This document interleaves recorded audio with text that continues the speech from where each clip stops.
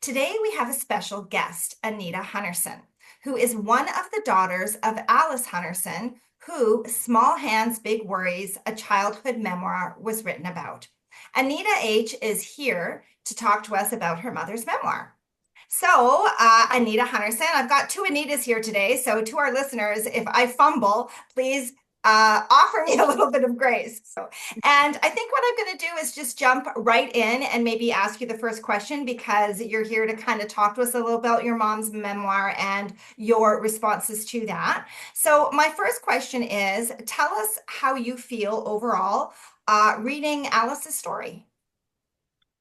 I really enjoyed reading my mom's story. It was really interesting for me because I'm the youngest child in the family, and you know, I was able to get some clarity on what my mom's childhood actually was like. That wasn't in sort of a telephone manner, where it was like passed down through all the different siblings, and then I'm taking pieces from whoever, right? So, and I mean, we all have different memories and how we actually experienced what was happening. So it was nice to read it from my mom's mouth, essentially. And Yeah. while you were reading it, did it bring up emotions for you in any certain parts? um well, I think it just, if anything, it just kind of opened my eyes and gave me a little bit of perspective on like where my mom actually came from. Like I had heard little stories and little funny stories and not so funny stories, and it was good to like also understand like the chain of events because I had information but I didn't have a timeline necessarily. So whenever I would talk to somebody about my mom's past, it's like I don't really know when exactly this happened, but so that was good. And the other emotion that sort of came up for me was a little bit of like sadness, to be honest with you, because um there was a lot of sadness there that I knew my mom had, but reading the memoir helped me kind of really understand where that came from. Yeah, Yeah.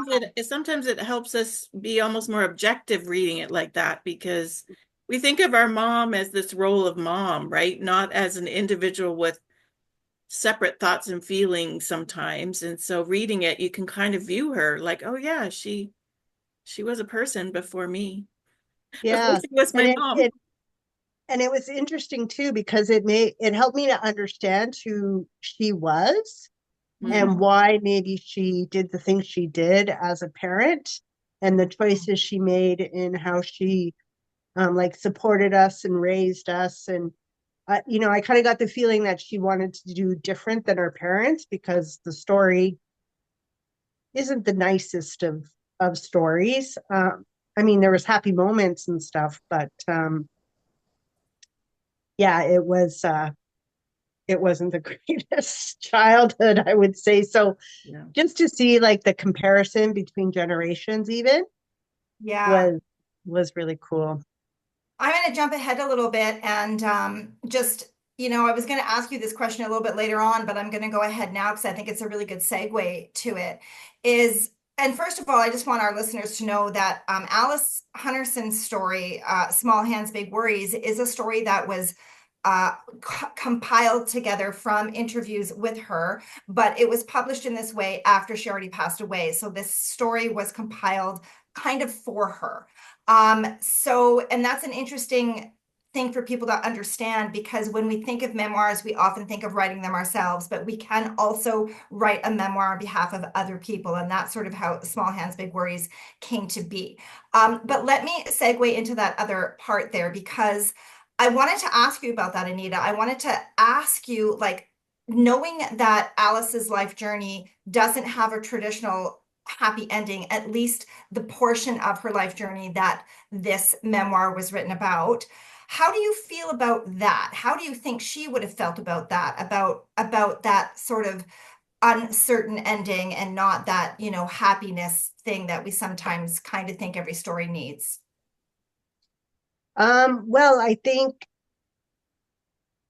reading that part of her memoir made me want to know the rest, Mm-hmm. like I wanted to hear more because I know that that wasn't the reality. And I also know in everybody's lives, there's um, valleys and mountaintops, right? Yes. So there was times I know in my mom's life that were very um, different from her childhood.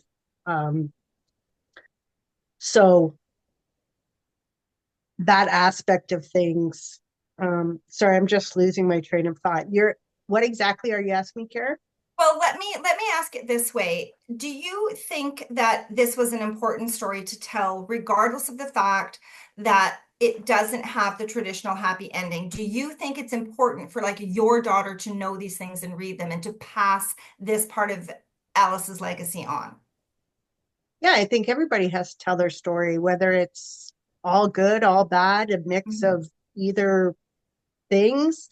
Um, I even know for me, like lately, as I'm getting older and I'm Yeah. starting to think about my mortality and thinking back on my life, I'm like, wow, like there was so much that has happened. And, yeah, I'm 50, but there was like these phases of my life. Like I kind of think of them as chapters, right? Yes. And until you stop and think about them, it's kind of like you don't realize how much you've actually done or where your life has taken you or things that you've experienced, good Hmm. or bad.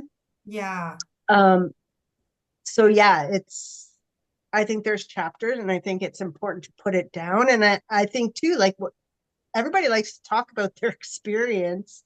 I mean, I know if I had the opportunity to write down my life, even up until this point, I think I would jump at the chance because if looking towards my daughter Ellie, it's like, yeah, she's just getting bits and pieces as I did when I was a child, or even up Yeah. until my mom passed away. Our mom passed away. Yeah. um so I'd like to have something written down that is almost like a reference and like to go back to, like almost like a familial Bible, like Yeah. just to go back and see, that, and oh yeah, that happened there, and oh, I didn't know that about my mom. Maybe that explains why she was like this, or That's why right. she made those choices. Yeah. Yeah, Yeah, for So sure. sometimes you can even look at your own life then and say, oh, my mom parented me this way because of that. And how did that affect me? Right. So sometimes yeah, it even helps put some of those things in perspective. well, even like the part, Karen asked me to pick a part to read eventually on this podcast, and that kind of ties into the part I picked because um it's the part where my mom's talking about, the when she started to have panic attacks. And the lead up to when she starts talking about that, you can kind of look back and go, oh yeah, that would kind of make me feel anxious too. And then I like started thinking, well, my mom was very big on like one letting us know about her mental health. It made me be aware that that was maybe something that I had to think about and that maybe I would be susceptible to as her daughter. Mhm. And yeah, it just gave me insight, and it was eye-opening in a lot of ways. Well, I've been, reading a little bit about and kind of, watching some podcasts and things about epigenetics, which is all about, the nervous system and how our we understand genes and DNA, and that part of our genetics, but a lot of us don't necessarily have an understanding that it's not just, the DNA that gets passed down. It's not just the traits, the blonde hair, the blue eyes, the height, whatever, the body type, the intelligence. It's also the nervous systems that carry on from generation to generation. So you are very much your mother's nervous system, or at least a very significant part of that. We all are. So you raise some really good points there. Not just should we be aware of these things, but also we really are a part of those things, and that's why Mm-hmm. these memoirs are so important, because when we can understand what came before us and why, it can really help us understand ourselves better. Mm-hmm. Well, yeah, and I mean, if you think about when you go to the doctor and they're asking about your medical history, right? Hmm. And like sometimes I do guesswork. Like I know mom was sick at different times and don't exactly know what she was sick with because I was too young, right? Yes. So and families not being as enmeshed as they used to be, right? Yeah. Where people would reinforce those stories, or you could just ask a question in the moment. I mean, that wasn't really an option, or is becoming less of an option as time goes on. Yeah. But what I did notice is also in the doctor's office as of late, they do start asking about mental health. They do. So it is good to know, you know? Yeah, yeah. I just want to ask you one more question, and then I'm going to turn the reins over to Anita because the other Anita, because I know Yeah. that she has some questions too. But I just felt this is a good place to ask this. And Anita Hunnersen, how do you feel that Alice, that your mom, would have felt about having her story put together in this way?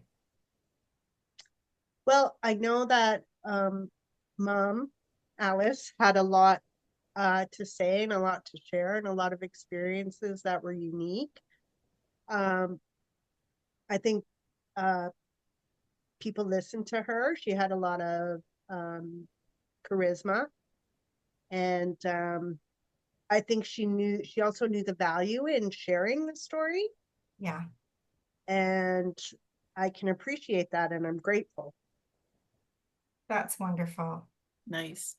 Yeah. You've brought up a few times that you're the youngest in the family, and like, can you remind me how many kids are in the family, and what's the age difference from the oldest to the youngest? Well, there's five of us. There's three girls and two boys, and I believe the difference is between me, the youngest, and my older brother is 8 years. I want to say, is that Okay. right, Karen? Yeah, 7. Yeah. Okay, So so we're all pretty close in age. yeah, you are. But even still, I know the youngest often views what happened in the family much different than, say, the oldest, because the oldest lived through 7 more years of your mom's life, really, Yeah. than the youngest, right? So, did any of the things shared in the story, did they surprise you, or like were they new to you, things that you didn't know before? I think I I knew the majority of the stuff. Like I said, I just didn't have like the context or the Hmm. timeline of when stuff specifically happened. Right. Um, I also, um, yeah, I was very cognizant when reading up, and I think I don't know how old the memoir goes to that was done because it wasn't her whole life. Um, but I'm very cognizant of the fact that me and my older brother, and even me and Karen, who is the second from the oldest, um, experienced my mom's life, my mom's mental health, my mom's physical health, my mom's parenting styles, everything differently. So, um, yeah, and just being older, their memories of things are different, right? Yeah. So, Yeah. Yeah. I would really, really love it if the memoir kept on going. Kept you But wanting that would more. just be like, I Part think my mom 2. would probably have never ending story to tell.